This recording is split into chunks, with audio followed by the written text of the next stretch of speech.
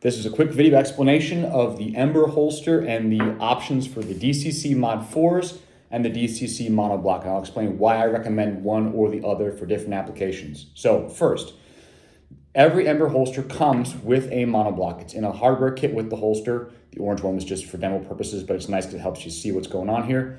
The monoblock is a top mounted, so it mounts near the upper part of the holster, and it can be set up straight drop at 2 different ride heights, or you can set it up as this one is with a pretty strong forward cant.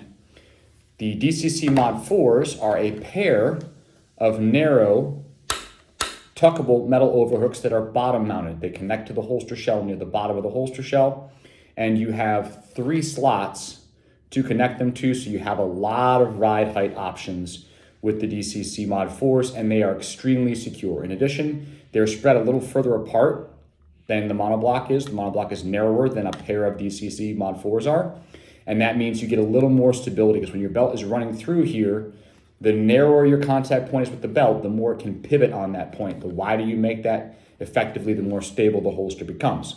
So here are the reasons why I would recommend one over the other. If you're carrying appendix and you want a lot of control over ride height, you want to run the holster pretty high or fairly deep, your DCC Mod4s are going to give you that flexibility.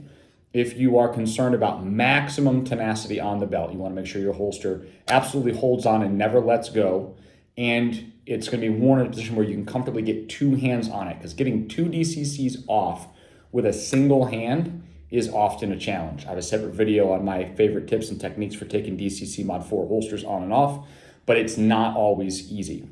If you're carrying strong side, at or behind the hip, I recommend the monoblock for 2 reasons. First, you have many more options as far as cant with this clip, and it's much easier to remove this with a single hand.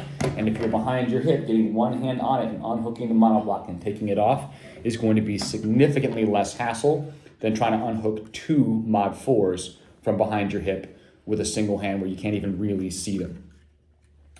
So the basic breakdown is, if you're carrying strong side, you want a slightly faster, easier one-handed on and off, go with the monoblock.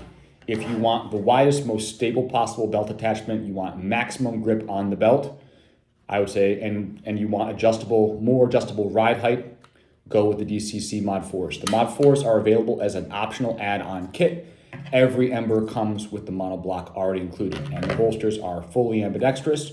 Mounting points are the same on both sides. So to convert this holster to left-handed, all you would do would be take the monoblock off, take the mod wing off, reverse the mod wing insert so it's facing the opposite direction, and then remount all that hardware on the opposite face, and you'd have your left-handed version.